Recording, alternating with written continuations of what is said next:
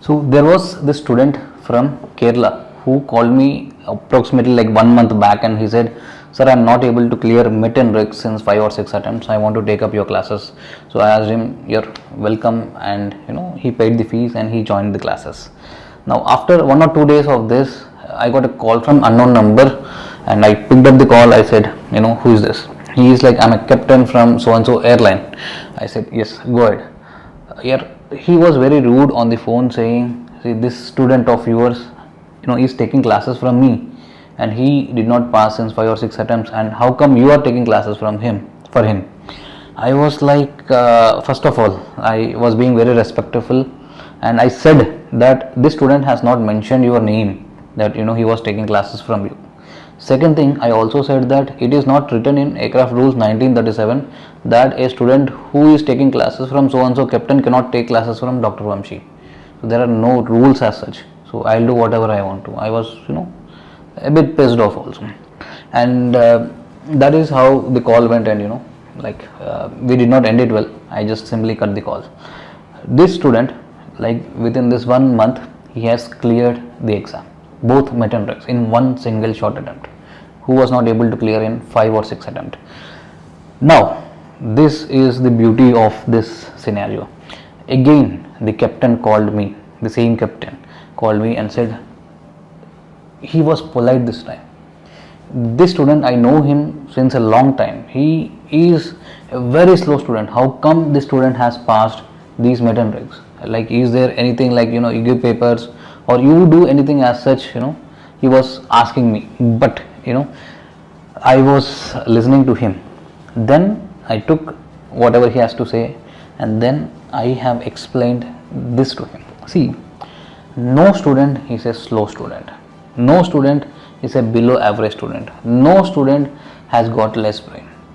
Like, for example, if you, like I told or I explained him with some examples. If I told him, for example, if you are teaching the student rules of air chapter, so you will say these are the rules you have to remember and you will pass the exam. So this is called giving information to the student. But what will I do?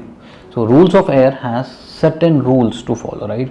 So I will tell a story when that happened, that aircraft did not follow this rule, and then the DGC has done this. I will make up a story, or I will find real stories to teach students what exactly are the rules to be followed.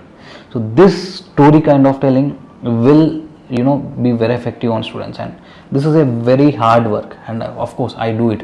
Or for example, if I am explaining the student a concept from meteorology, right? For example, there is a cyclone going on. Now if the student is flying in Australia, now it is in southern hemisphere, in which direction is the Coriolis force? I will give him scenarios to solve. That will clear his concepts. So that, like, I have the very effective ways of teaching a student to the core of the subject. That is why my students always score very good marks. And believe me, this time, like you would have seen my status on Instagram or post, you can just check my Instagram post. We again scored 96 in meteorology. In all subjects, like we scored more than 90 marks, right? And almost every time we are scoring the highest marks in India. So this is possible because I do the hard work. When a student fails, it is Dr. Vamshi's mistake, not the student's mistake. Of course, my students fail in exams.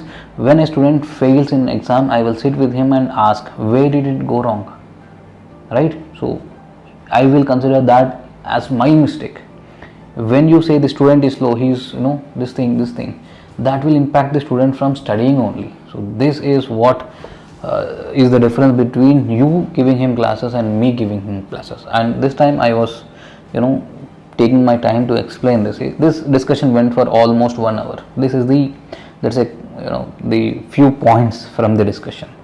And first time in India, I am kind of very much surprised. This captain called up the student and he refunded the entire amount. Dear sir, I have total respect for you for doing this thing.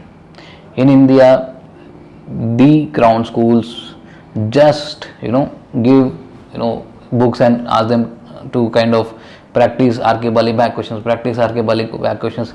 These kind of teachings are going on where they are charging a lot of money, right? In this kind of generation, you were kind enough to call the student, realize that what went wrong, and you have refunded the amount to the student. I am, let's say I have a great respect for you, sir. Maybe one day I will meet you and say that face to face.